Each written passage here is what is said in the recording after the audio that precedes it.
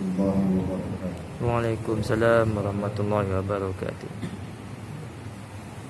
إلى حضرة النبي مصطفى محمد صلى الله عليه وسلم وكافة الأنبياء والمرسلين والشهداء والصالحين والفقهاء والمحدثين وصلوات الله وسلام عليهم وعليهم أجمعين. شيء لله لهم الكرام الفاتحة. أعوذ بالله من الشيطان الرجيم. بسم الله الرحمن الرحيم. الحمد لله رب العالمين الرحمن الرحيم مالك يوم الدين إياك نعبد وإياك نستعين اهدنا الصراط المستقيم صراط الذين أنعمت عليهم غير المغضوب عليهم ولا الضالين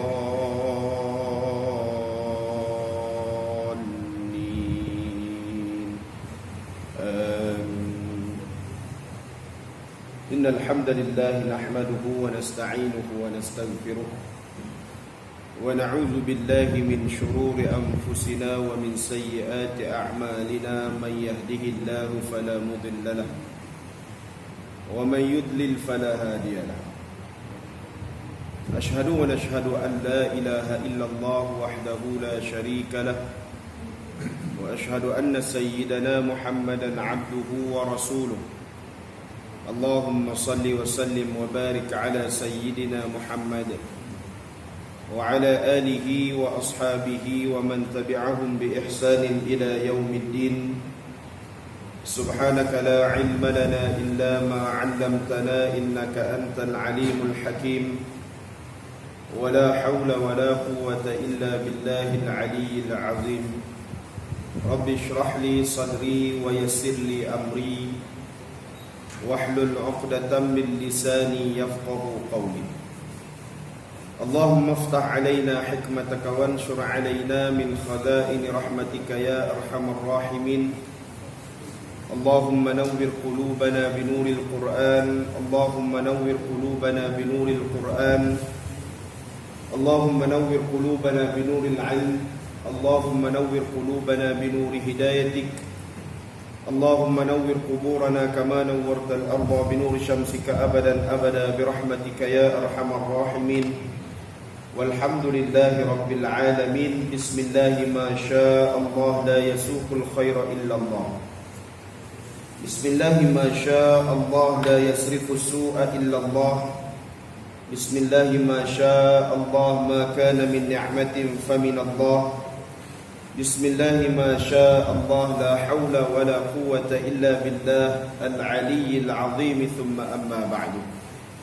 وقال الله سبحانه وتعالى في القرآن العظيم بعد أعوذ بالله من الشيطان الرجيم. وما أمروا إلا ليعبدوا الله مخلصين له الدين حنفاء ويقيموا الصلاة ويؤتوا الزكاة وذلك دين القيمة. صدق الله العظيم. Surah Al-Bayyinah ayat yang kelima. Firman Allah Subhanahu wa taala, "Wa ma umiru illa liya'budullaha mukhlishina lahuddin." Allah menyebutkan dalam ayat ini padahal mereka tidak disuruh. Wa ma umiru illa liya'budullah. Tidak diperintahkan ke atas mereka hamba-hambaku ini, ke atas mereka manusia ini, melainkan illa liya'budullah, melainkan dengan berubudiyah, menyembah, melaksanakan ketaatan kita kepada Allah Subhanahu wa taala. Mukhlishina lahuddin, dengan mengikhlaskan ketaatan kepadanya dalam menjalankan agama yang lurus, dan supaya mereka mendirikan salat, wa yuqimus salata wa yu'tuz zakat, dan menunaikan zakat. Dan yang demikian itulah agama yang sebenar-benarnya, wa dzalika dinul qayyimah. Yang dihormati Tuan Pengurusi Surau Al-Aziz, seluruh ahli jawatan kuasa surau, tuan-tuan guru, para alim ulama, para asatizah, tuan-tuan seluruh kepimpinan masyarakat, muslimin muslimat, hadirin hadirat, ibu-ibu, ayah-ayah yang dirahmati Allah Subhanahu wa taala, marilah sama-sama kita memanjatkan setinggi rasa syukur kita ke hadrat Allah Subhanahu wa taala. Kerana dengan keizinan dan limpah kurnia daripada Allah Subhanahu wa taala, Allah mengimpunkan hati-hati kita. Allah mengimpunkan jiwa-jiwa kita dalam rangka untuk kita nak melaksanakan ubudiyah, mendekatkan hati kita kepada Allah Subhanahu wa taala. Allah hadirkan kita untuk kita salat maghrib secara berjemaah pada malam ini. Alhamdulillah, syukur kita ucapkan kepada Allah. Allah gerakkan hati kita untuk kita duduk sebentar, sementara menunggu Aisyah. Allah berikan kita ruang dan peluang untuk kita berada dalam majlis zikrullah, majlis mengingati Allah. Allah berikan peluang untuk kita menambahkan ibadah, ketaatan dalam kita menyembah Allah Subhanahu wa taala. Maka marilah sama-sama untuk kita betulkan niat kita. Mudah-mudahan malam ini kita niat dengan semata-mata kerana Allah Subhanahu wa taala. Mudah-mudahan Allah berikan kita syurga Allah, Allah berikan kita kebaikan, rahmat dan kasih sayang Allah Subhanahu wa taala.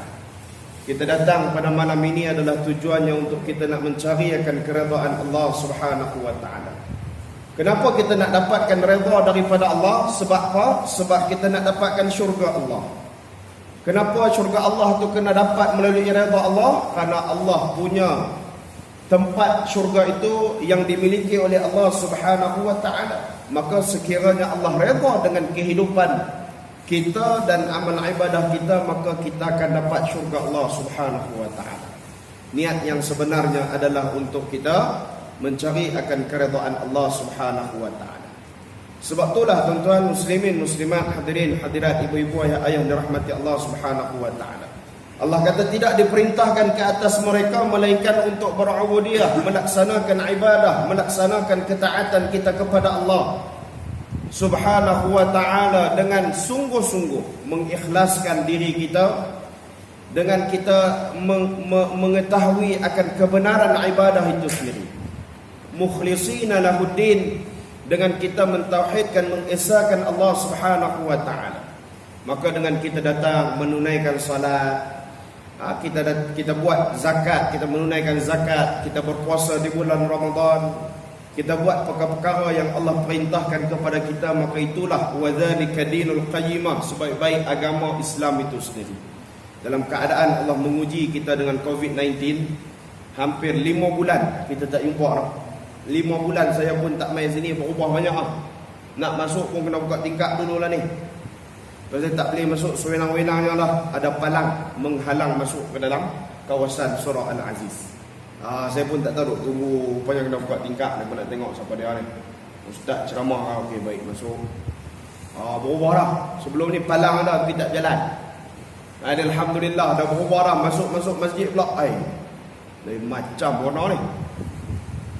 Nampak terang, elok hijau. Nampak hijau elok ni, kata baru ke? Tanya Cik Mat tadi, Cik Mat kata baru ni. Tak pernah tengok lagi lah. Sekat-sekat saya lepas PKP tak pernah main lagi. Alhamdulillah perubahan yang kita katakan baik selepas PKP kan. Mic pun baru dah. Mic pun baru. Wah, ni perasan ni perasan. Mic pun baru dah. Alhamdulillah, syukur. Maka Allah berikan kita 1001 hikmah di dalam PKP yang berlaku kepada kita baru-baru ni. Allah berikan kita ujian ini, tujuannya untuk apa tuan-tuan? Untuk Allah kata dalam surah At-Talaq ayat yang ke-12. Allah sebutkan dalam surah At-Talaq, lita'lamu annallaha ala kulli syai'in qadir. Untuk nak bagi kita umat Islam, untuk nak bagi kita hamba Allah ini berfikir dengan apa yang Allah turunkan kepada kita melalui COVID-19 ni. Nak suruh kita fikirkan siapa yang paling hebat atas muka bumi Allah ni. lita'lamu annallaha ala kulli syai'in qadir. Tidak ada selain daripada Allah, melainkan Allah Subhanahu wa taala menguasai akan segala sesuatu yang ada di langit dan juga di bumi. Maka sebab itulah Allah uji kita. Sebab itulah Allah datangkan COVID-19. Saya kira ujian yang Allah berikan ini paling lembut. Pasal apa Ustaz kata paling lembut? Pasal kita boleh duduk rumah makan. Boleh duduk rumah makan nasi. Makin bertambah berat badan kita ni. Makin baju tak badan. Nak main surau pun makin tak larat. Pasal makan banyak duduk rumah. Gas sebulan 2 kali tukar. Sejak PKP tu. Belanja pun makin bertambah. Pasal apa? Pasal rahmat dan kasih sayang Allah berikan di sebalik musibah yang Allah turunkan kepada kita. Maka tuan-tuan muslimin muslimat dirahmati Allah, banyak sangat kalau kita nak cerita hikmah di sebalik COVID-19 yang berlaku kepada kita. Ketua-ketua keluarga dah mula rasa tanggungjawab. Yalah, tak boleh keluar peringkat awal PKP kan, tak boleh keluar 2 orang, kena seorang aja ketua keluarga. Maka ketua keluarga mengambil tanggungjawab untuk beli barang dapur dan sebagainya. Jadi kita kena jadi imam tarawih, tiba-tiba kena ambil tauliah, terkejut, tergempak, kena baca khutbah hari raya Aidilfitri. Maka semua benda ni Allah latih kita dalam keadaan kita tidak sedar. Allah latih kita dalam keadaan kita tidak sedar. Yang kita sedar kata apa? COVID-19 ni bila nak berakhir. Hikmah di sebalik itu kita kena lihat bahawa ramai dalam kalangan kita yang semakin hari semakin baik bacaan Al-Quran. Ramai dalam kalangan kita yang semakin hari semakin dekat diri dia kepada Allah Subhanahu wa taala. Bukti dia apa? Kajian mengeluarkan berkaitan dengan seluruh orang ASEAN, mencari dekat Google search berkaitan dengan apa ranking paling top tinggi sekali doa dan juga salat. Ramai masyarakat kita yang masuk ke Google cari berkaitan dengan apa? Doa, salat, doa, salat, doa, salat. Pasal apa? Pasal kita dah mula menyedari bahawa semakin jauh kita dengan Allah Subhanahu wa taala. Kita Allah bagi duduk rumah 3-4 bulan ni tak tahu nak buat apa. Buka Quran baca sampai ada yang khatam 3-4 kali pula. Itulah hikmah yang besar kita nak tengok bahawa Allah jadikan kita semakin dekat diri kita dengan Allah Subhanahu wa taala. Allah datangkan musibah kepada negara jiran kita di Indonesia. Kita buat tak tahu. Datangkan ujian perang, tembak menembak di petani negara kita jiran di sana. Buat tak sedap-sedap juga. Lah kali Allah hantar masuk Malaysia sendiri, kita sendiri dapat ujian musibah yang Allah turunkan kepada kita adalah Allah nak peringatkan kita supaya kembali kita kepada Allah Subhanahu wa taala. Maka tidak kita nak kena sedar bahawa keadaan dunia hari ini dah semakin hari semakin tenang. Semakin hari semakin menghampiri akhir zaman yang sangat ketara. Maka marilah sama-sama dengan asbab Allah turunkan ujian COVID-19 ini untuk sama-sama kita kembali ingatkan diri kita kepada Allah. Tujuan kita dihidupkan atas muka bumi Allah ini, kata Allah, illa liya'budun, kecuali dengan kita beribadah, berubudiyah kepada Allah Subhanahu wa taala. Maka marilah sama-sama kita penuhkan ruang-ruang masjid yang sebelum ni tak penuh. Alhamdulillah. Kita tengok tadi sampai dia tengok sampai ke belakang orang sembahyang. Alhamdulillah, syukur. Penuh. Ustaz wali kau ni jarak 1 meter memang nampak penuh. Tak apalah kok mana pun. Janji nampak penuh sampai belakang tu. Sampai muslimat pun kena duduk belah belakang lagi. Nak abang kata penuh sungguh surau kita ni. InsyaAllah mudah-mudahan kita kekalkan momentum ibadah kita ini. Dan semakin kita istiqamah, semakin kita ikhlas, semakin kita buat ibadah dalam keadaan yang bersungguh-sungguh, mukhlisina lahuddin, dalam keadaan kita mengharapkan pengharapan daripada Allah akan syurganya daripada Allah Subhanahu wa taala. Muslimin muslimat, hadirin hadirat yang dirahmati Allah Subhanahu wa taala. Terima kasih banyak siapa yang bagi saya ni haji. Terima kasih apple malam ni, alhamdulillah baru pekiak dapat buah hari ni. Dapat buah malam ni, alhamdulillah, syukur. Ini kata nikmat ni.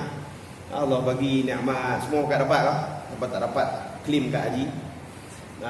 Terima kasih banyak pakat-pakat boleh kita makan apple malam ni. Tapi lepas kuliah hari ni duk makan teh kuliah lah. Lagi kita makan sama-sama insya-Allah. Kita sambung pengajian kitab kita yang mana dah kita tinggal hampir 5 bulan lah. Kita tak buka kitab kita ni. Tibyan fi adab hamalatul Quran, menerangkan berkaitan dengan adab-adab bagi pendukung Al-Quran. Kita sambung pada muka surat yang ke-93, fasal yang ke-52, makruh membaca Al-Quran dalam beberapa keadaan. Wa qala al-musannif wa nafa'ana bihi wa bi'ulumihi wa bi'ulumikum fid darain amin amin ya rabbal alamin. Baik, kita sambung pengajian kitab kita yang dikarang oleh Al-Imam An-Nawawi rahimahullahu ta'ala. Makruh membaca Al-Quran dalam beberapa keadaan. Ingatlah bahawa membaca Al-Quran itu disunatkan secara mutlak. Nah, mutlak ni maksudnya memang dah kena. Kita kena baca Al-Quran. Disunatkan membaca Al-Quran, sunat yang dituntut untuk kita membaca Al-Quran. Karena Nabi sebut, Iqra'ul Quran fa innahu ya'ti yaumal qiyamati syafi'an li ashabi.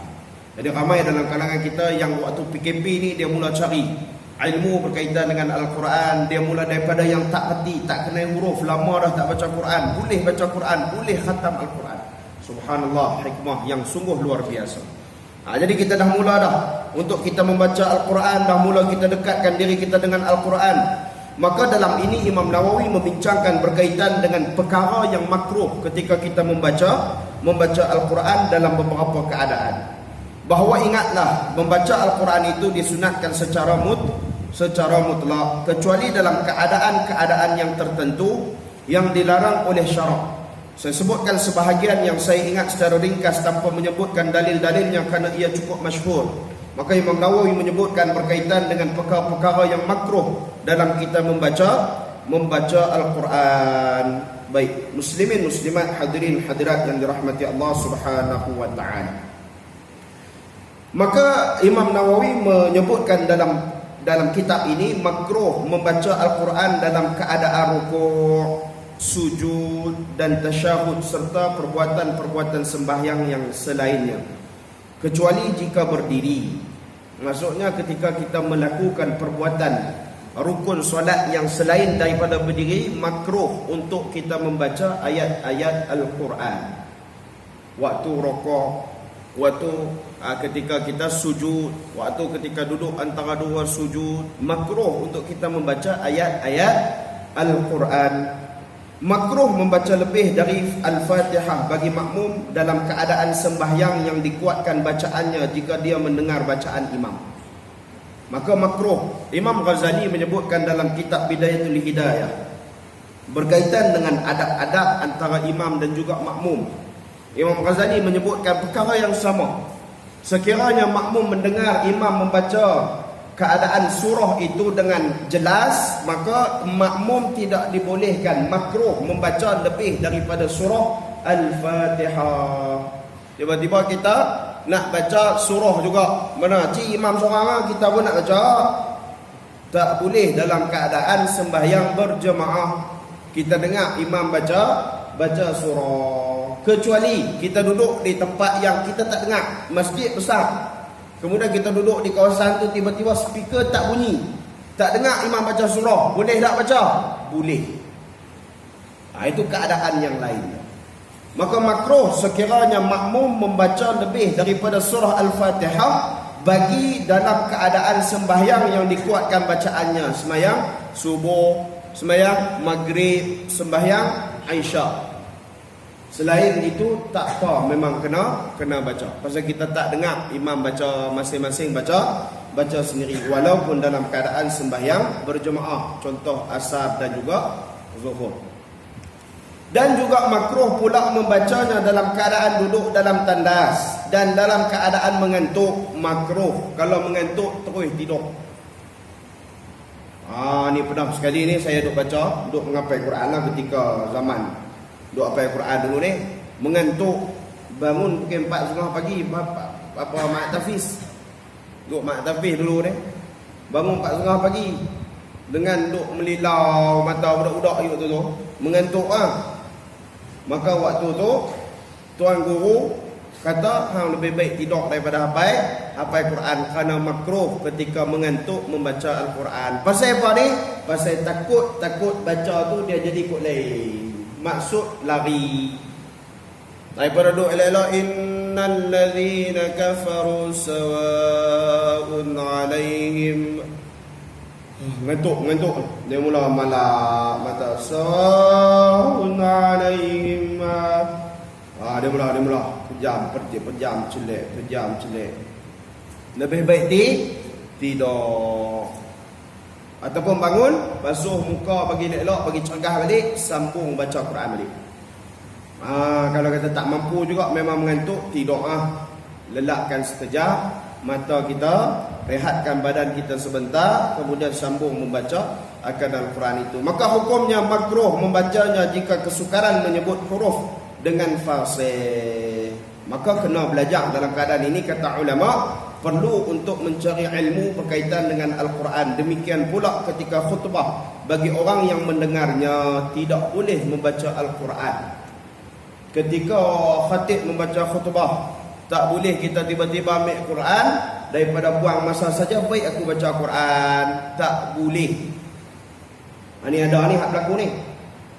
Dia alim, kemudian khatib duk baca khutbah, dia pun daripada duk saja macam ni, baik ambil Quran baca, dapat juga pahala. Makruh hukumnya. Kena mendengar khutbah. Kenapa? Tidak boleh bercakap-cakap ataupun berkata-kata ketika khatib sedang membaca khutbah, kerana ianya akan menghilangkan pahala Jumaat. Hatta baca Quran sekalipun tak boleh. Kan? Walaupun Quran itu baik, baca Quran itu bagus, sunat kita membaca Al-Quran, tapi dalam beberapa hal, beberapa keadaan, makruh hukumnya sekiranya kita membaca Al-Quran. Tidak makruh bagi orang yang tidak mendengarnya, bahkan disunatkan untuk membacanya. Inilah pendapat yang terpilih dan paling sahih. Jadi kalau kita tak dengar khutbah tu, kira tak dengar, bolehlah nak baca Quran. Duduk jauh sayu ke belakang, macam masjid wilayah luar, tapi dah speaker merata dah, duduk di mana pun dengar. Duduk dalam pejabat kita pun tepi masjid wilayah tu pun dah dengar. Tak ada alasan tak dengar khutbah. Kalau zaman dulu yalah speaker tak cukup, takat dalam kawasan tempat solat ya, luar-luar tak dengar lah. Tak dengar boleh baca kalau nak baca. Jadi keadaan dia macam tu. Diriwayatkan daripada Taus berkenaan dengan hukum makruhnya, dan Ibrahim berpendapat tidak makruh. Boleh digabungkan antara kedua pendapat itu dengan apa yang kami katakan sebagaimana disebutkan oleh ashab kita. Maka ada pandangan yang kata hukumnya makruh, ada pandangan yang mengatakan hukumnya tidak makruh. Ini perbincangan di antara para ulama. Tapi yang kita sebut tadi di antara pendapat yang terpilih dan sahih, di antara pandangan yang sahih. Maka tidak makruh membaca Al-Quran ketika tawaf. Ini ada persoalan yang timbul. Waktu ketika tawaf tu makruh tak kalau nak baca Quran? Boleh tak ustaz kalau nak baca Quran? Tidak makruh. Ini adalah mazhab kami dan mazhab sebahagian besar ulama. Maksudnya mazhab kami itu mazhab apa? Mazhab Imam Syafi'i rahimahullahu ta'ala. Boleh digabung antaranya sebahagian besar ulama mengatakan bahawa ianya tidak jatuh kepada hukum makruh. Tak makruh maksudnya. Ibnu Munzir menceritakannya daripada Atha, Mujahid, Ibnu Mubarak, Abu Thawr dan juga Ashabur Ra'i. Maka tidak makruh ketika kita tawaf, kecuali baik dengar elok tuan-tuan, muslimin muslimat, hadirin hadirat yang dirahmati Allah Subhanahu wa taala. Kecuali sekiranya kita membaca Al-Quran itu menyebabkan kita terlanggar hukum ketika tawaf, maka hukumnya haram. Faham tak? Sebab apa? Bila kita baca Quran tu kita buka Al-Quran. Sebab kita tak hafal. Maka amailah kalau kita pergi Mekah tu, kita tengok orang duk buka Quran baca sambil tawaf, sampai melanggar rukun. Di antara rukun sah tawaf apa dia? Syarat sah tawaf apa dia? Bahu menghadap Kaabah. Ni baca Quran sampai bau lari, maka tidak boleh membaca Al-Quran, hukumnya haram. Maksudnya kalau nak baca kena jaga syarat-syarat sah untuk kita memastikan ibadah tawaf kita diterima oleh Allah Subhanahu wa taala. Ni pun ramai juga yang tidak jelas dan tidak faham. Ustaz kata boleh baca lah, ketika tawaf ni boleh baca, tak ada masalah.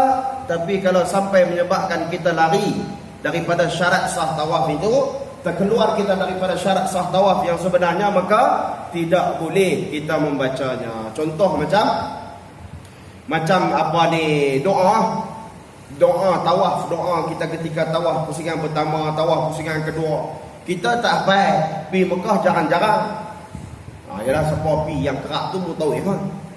Hak pi jarang ni kita ada duit, ada rezeki sikit lebih kita pi. Hak jarang-jarang pi ni mu yang kerak-kerak pi tiap bulan, sebulan 2 kali kadang-kadang ni mu tahu. Tu yang kadang-kadang sat kita tengok, saat tak main guna ni duk ada di Mekah. Kita tangguh minggu lain. Abang Puli duk pening nak atok macam mana kuliah ni. Saat pi Mekah pula dah.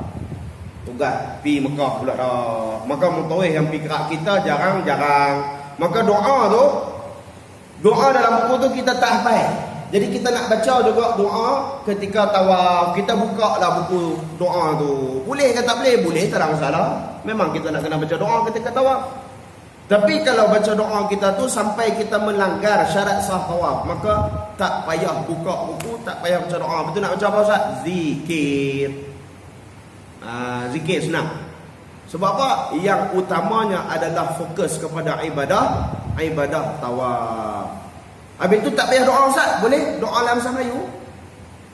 Doa dalam bahasa Melayu hak mana kita rasa nak doa. Selalu bila dalam khusus umrah, saya akan beritahu kepada jemaah, pusingan yang pertama zikir subhanallah. Ketika zikir subhanallah, niat dalam hati doa untuk mak kita.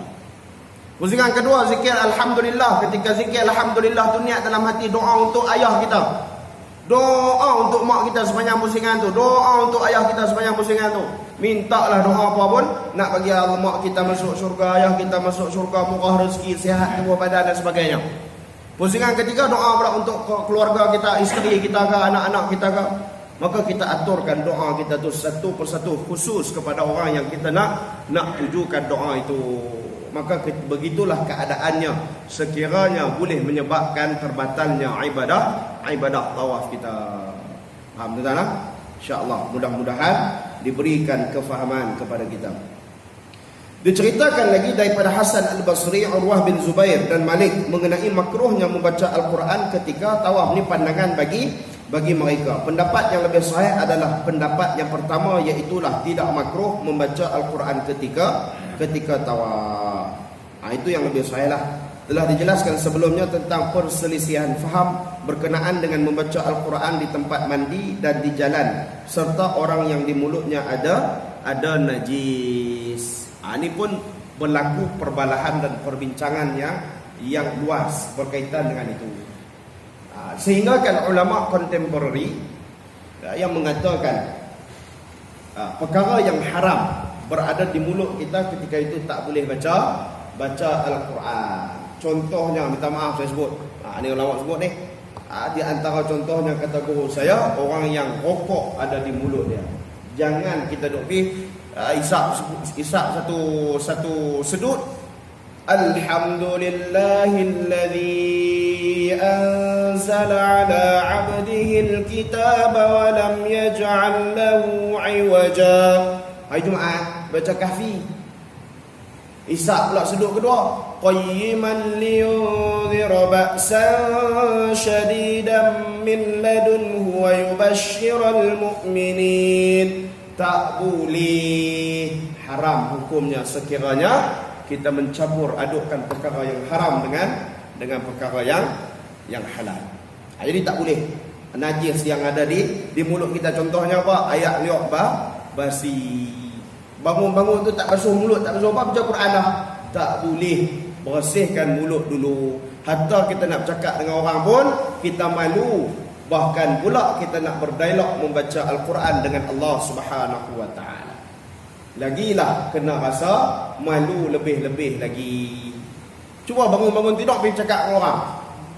Pergi cakap dengan mak kita kan, dengan anak-anak kan, dengan bini kan, tadi kena buh nampak.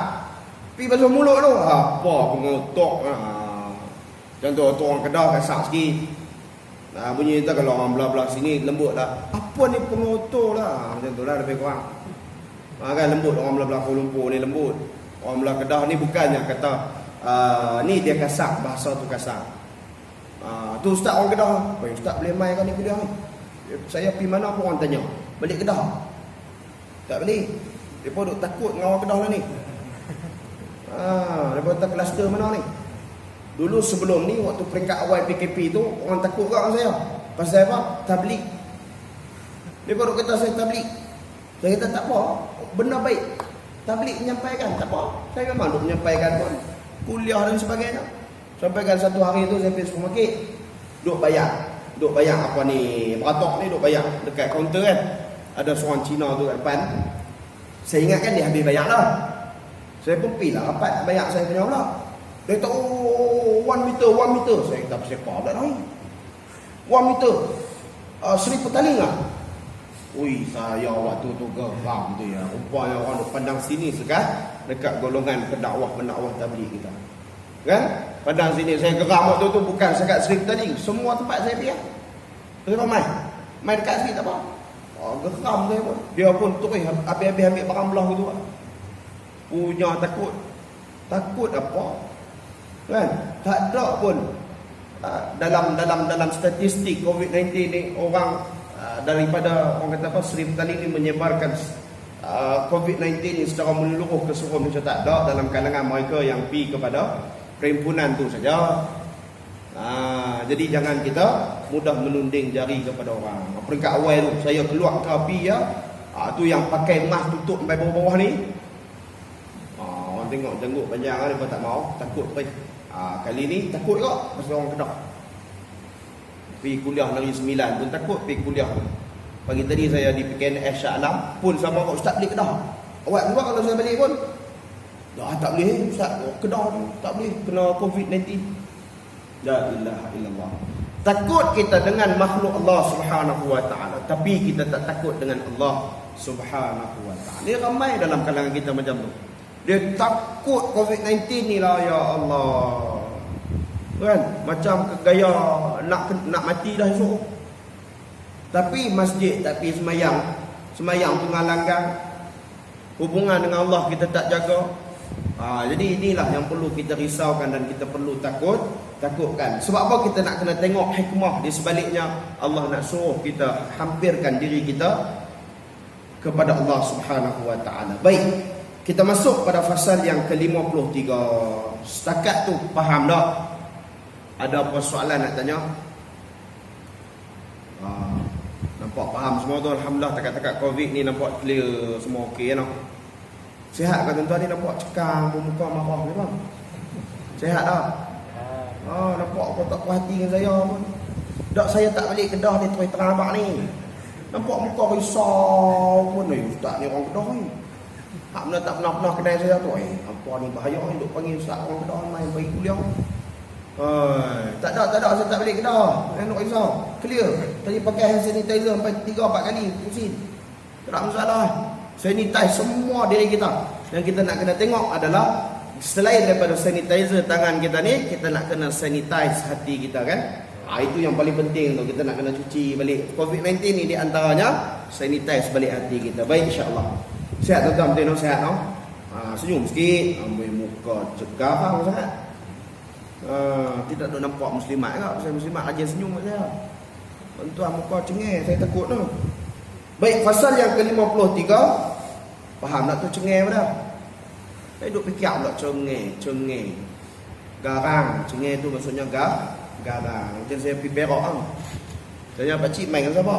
Main dengan isteri awak. Pasang pakcik ni. Lagi nak pasal nak kenal dah ni, duk main-main dengan aku ni. Tanya lagi main dengan siapa? Isteri awak. Kita tak tahu awak tu saya. Main dengan isteri awak. Saya kata masa tidak pergi balik ambil isteri aku main ni.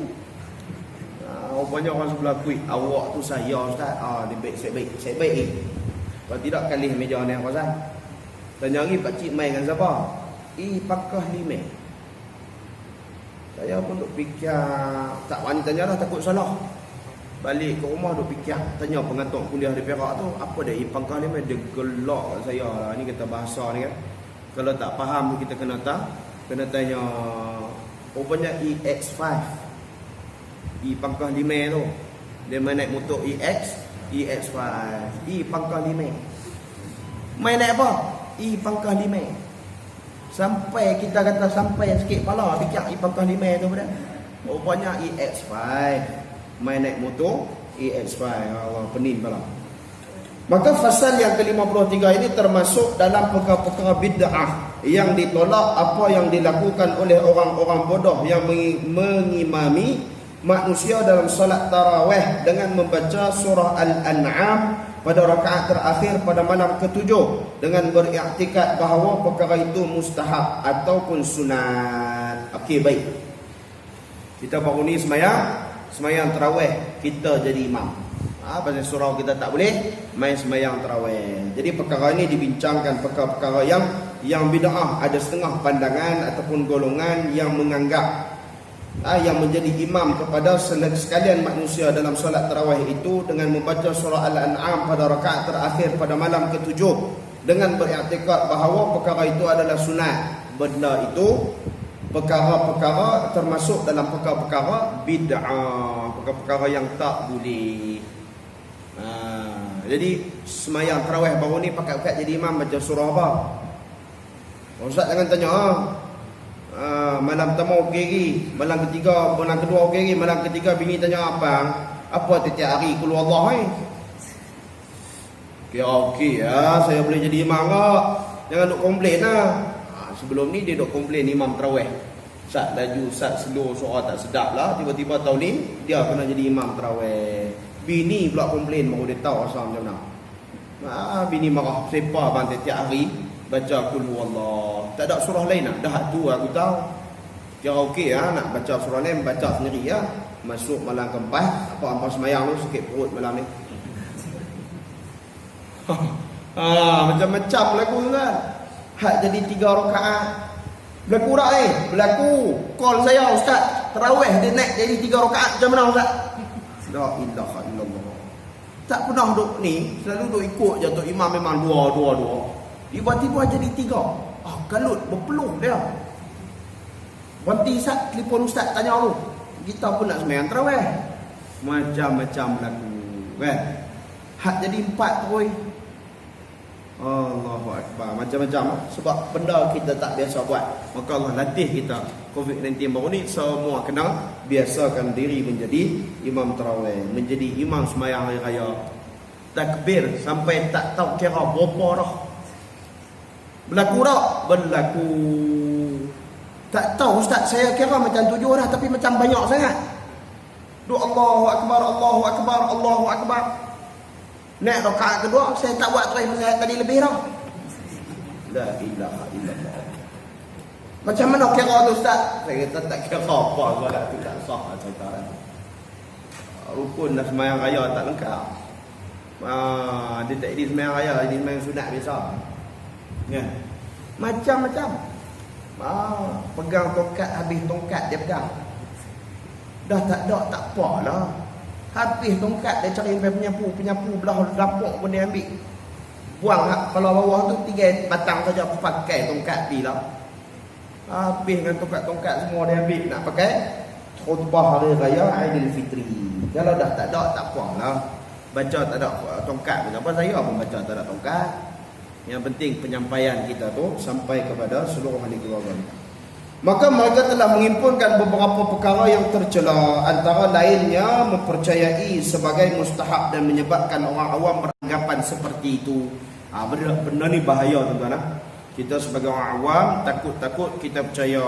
Pernah dengar tak surah Al-An'am baca rakaat yang terakhir pada hari yang ke-7? Pernah dengar? Tak pernah dengar? Tak payah bincang, saya penin. Kau nak bincang tak? Bincang biar nak ambil tahu. Saya tak tahulah. Di antaranya menjadikan rakaat kedua lebih panjang daripada rakaat pertama, sedangkan yang sunat adalah memanjangkan rakaat pertama. Di antaranya memanjangkan solat terhadap para makmum, juga bacaan yang amat laju. Maka termasuk dengan bid'ah yang menyerupai ini adalah membaca sajdah dalam solat subuh hari Jumaat, tetapi bukan sajdah alif lam mim tanzil. Sedangkan yang sunat adalah membaca alif lam mim pada rakaat pertama dan surah hal ata pada rakaat kedua. Maksudnya hari Jumaat ambil ayat-ayat sajdah yang lain, sedangkan hari Jumaat itu disunatkan surah as-sajdah. Mai ke orang Melayu kita buh nama solat sunat, solat sajdah. Padahal solat itu nama solat subuh lah. Kita dok pibuh nama solat sejadah. Pasal apa? Pasal baca surah sajadah. Tak apalah. Macam tu kita faham bahawa tak boleh baca surah lain selain pada surah sajadah dan juga hal ata 'alal insan. Surah hal ata 'alal insan. Maksudnya solat tu solat subuh juga. Jangan kita peningkan kepala masyarakat kita. Orang tanya sembahyang apa pagi ni? Sembahyang sajadah. Tak sembahyang subuh pagi ni. Tak sembahyang sajadah. Berkerah, bergaduh sampai ya Allah, sampai naik urat tengkuk pun. Lepas tu kawan tu pun tak puas hati kak, bukan sembahyang subuh pagi ni, dak sembahyang sujud sejadah. Kawan tu pun tak piyah, dia nak sembahyang subuh, dia bukan nak sembahyang sujud sejadah. La ilaha illallah. Sembahyang subuh lah tu pun cuma baca surah sajadah. Bila sampai dekat ayat sujud tilawah, maka kita turun terus sujud. Lepas tu naik balik. Ini pun berlaku ketidakfahaman juga. Yang pergi tambah satu rakaat lagi pun ada. Dia main lambat sikit. Dia tengok imam dah sujud dah. Tiba-tiba imam naik. Dia pun tak dan satu rakaat. Tak apa. Sembayang dah. Dia kata ni dua. Sembayang subuh apa ada. Tadi member abang dah sembayang subuh. Sembayang sujud saja dah. Maka dia pun naik tambah satu lagi. Jadi tak syarat sembahyang subuh dia. Syarat dah melebihi daripada solat subuh, maka tak sah. Dalam keadaan dia jahil, tak apalah. Dia tak tahu, maka kita nak kena ambil tahu juga. Tu yang berlaku di mana yang dia bawa viral tu. Belah-belah Pahang tu. Yang kawan tu main sembahyang subuh tu, tiba-tiba imam sujud terus, rokok tak ada. Dia kata, wah tu imam ni sesat abang. Tambah lah ni keadaan macam-macam ni, ajaran sesat dah ni kan. Kita bincang di peringkat pemegang tauliah wilayah persekutuan dengan masa ketika tu kita punya mufti kita Dr. Zulkifli Al-Bakri. Kita bincang dalam satu muzakarah berkaitan dengan ajaran-ajaran sesat di wilayah persekutuan. Jaga-jaga tuan-tuan, makin ketara sekarang. Apa dia tuan-tuan? Yang pertama sekali adalah zikir nafas. Dengar, diasaskan oleh Ismail bin Kasim, bukan adik-adik Siti Kasim lah. Tak ada kaitan dengan hidup ataupun yang mati. Tak ada kaitan. Dia Ismail bin Kasim nama pengasas kepada zikir nafas. Diceritakan bahawa mereka ini berzikir, mengucap kalimah syahadah menggunakan nafas jam. Setiap nafas itu adalah zikir. Mengucap dua kalimah syahadah pun pakai nafas lah. Dan kali ditanya kepada mereka ni, kalau masuk telah sana takkan nak berhenti nafas, nak zikir dalam telah mana boleh. Pening terus. Ini ajaran-ajaran yang menyeleweng daripada ajaran sunnah ahli sunnah wal jamaah. Di antaranya lagi Hizbut Tahrir. Pernah dengar? Ini pun di antara ajaran yang menyeleweng. Tuan-tuan kena jaga dekat wilayah sekarang tengah berleluasa. Tak tahu Putrajaya ada ke tak. Jadi kita diminta oleh Jabatan Mufti untuk mewar-warkan perkara ini, supaya tidak termasuk kita dalam golongan mereka yang sesat. Sebab tu kena mai dengar kuliah, kena mai dengar penyampaian yang sebenarnya ahli sunnah wal jamaah. Sebab apa takut kita? Sebab apa? Dalam kalangan mereka yang terpengaruh dengan ajaran yang menyeleweng ni, mereka yang intelektual, mereka yang cerdik pandai, mereka yang ada status dan sebagainya. Maka takut tuan, terutamanya kalau kata terlibat kita dengan Syiah. Ni teruk ni. Jadi kita nak kena berhati-hati. Maka disebutkan di dalam ini perkara-perkara yang boleh menyebabkan kita jauh terpesong daripada yang sebenarnya. Macam kita cerita tadi, baca sujud sejadah kan. Jadi kita nak kena faham apa dia itu. Solat subuh apabila membaca sujud sejadah sunat dibacakan pada pagi hari Jumaat ketika solat subuh. Kalau tak baca tak apa dah ustaz, tak apa. Jangan pergi marah tu imam. Ada juga berlaku ni. Dia pergi kata imam, apa tu imam ni? Orang sujud sejadah pagi ni baca 2 rakaat je sembahyang. 3. Marah tu imam. Hak yang sujud tu bukan kira rakaat, abang bagi. Tu bukan rakaat. Kita sembahyang subuh juga, niat 2 rakaat juga. Susah nak faham lah kan. Sebab apa? Sebab kita tak ambil tahu perkara-perkara yang penting dalam ibadah kita. Maka ini kita tahu dah, yang kita sujud terus itu tidak dikira rakaat. Maka kalau main lambat sikit, kita sambung yang kedua untuk imam bangun lepas daripada sujud tu, maka sembahyang macam biasa, tak payah tambah. Ni yang berlaku. Dah lah tak betul duk pergi viral pula suara dalam WhatsApp. Ya Allah, tak tahulah dia yang viral ataupun orang yang mengaibkan dia. Wallahu a'lam. Kita jangan sebarkan, takut dia malu orang yang dia jahil, dia tak tahu. Jadi kita kena maklumkan. Bunyilah. Asal macam tak puas, lama tak main buat dengar. Boleh dah sikit kira? Boleh ke? Kan nak berhenti dah. Mereka kata ustaz PKP ni kena berhenti awal. SOP. Pukul 8.30 berhenti dah ustaz. PKP bukan kami tak mau duduk lama, pasal SOP. Bukan tak mau duduk lama dengan kuliah ustaz, bukan terus terang abang nak duduk lama, tapi SOP. Tak boleh lama yang pergi supermarket sampai sejam 2 jam tak apa. Dia nak main duduk surau lama sikit dengan kuliah sejam pun tak boleh. Tu tak apa asal kalau macam tu tak apa, kita duduk sampai ke 10 tak apa. Boleh tuan-tuan? InsyaAllah sikit kita tuan-tuan. Tajam lawak lama tak jumpa. Fasal yang ke-54, masalah-masalah yang ganjil yang perlu diketahui. Maka ini kita sambung pada pertemuan kita yang akan datang. Buka duk risau lah tu, ustaz nak pergi 10 dah pasal ni. Ustaz ni buat elok nanti abang kat Mak Fuzi tak payah panggil dah pun. Maka kita sambung pada pertemuan kita yang akan datang. Maka fahamlah kita bahawa perkara yang kita bincangkan tadi adalah berkaitan dengan makruh ketika kita membaca Al-Quran. Waktu-waktu yang makruh. Di antaranya kita ulang sekali lagi, perkara yang makruh ini adalah ketika kita membaca Quran dalam keadaan kita rukuk, sujud dan tasyahud serta perbuatan-perbuatan sembahyang selainnya kecuali dalam keadaan kita berdiri. Maka selain daripada tu, maka dalam keadaan kita baca, kalau kita baca Al-Quran maka makruh baca ayat Al-Quran ketika rukuk, sujud, tasyahud dan sebagainya. Makruh juga ketika kita membaca surah lebih daripada Al-Fatihah bagi makmum ketika sembahyang berjemaah. Ini di antara yang kita bincangkan tadi kan. Makruh kita baca dalam tandas, makruh kita baca dalam keadaan kita mulut kita tidak bersih, ada najis dan sebagainya. Najis yang dimaksudkan tu adalah seperti air liur basi. Air liur basi tu bukanlah kita makan najis, tapi ketika kita bangun tidur seeloknya dibasuh, dibersihkan mulut, disugi dulu. Hatta Nabi SAW sebelum membaca Al-Quran beliau sugi dahulu. Sebelum solat beliau sugi dahulu Nabi. Itu sunnah dia. Maka bersihkan dulu mulut. Nak bagi tahu kata apa? Kita nak bercakap, berdialog dengan Allah Subhanahu Wa Taala, mestilah kita perlu kemaskan diri kita dengan keadaan mulut kita yang bersih. Kalau kita nak pergi interview, peti pula sembuk macam-macam jenis sembuk dalam mulut tu. Dan pergi interview pun hak dunia, hak yang kita nak balik kepada Allah ini mestilah perlu lebih daripada itu lagi kita nak kena jaga.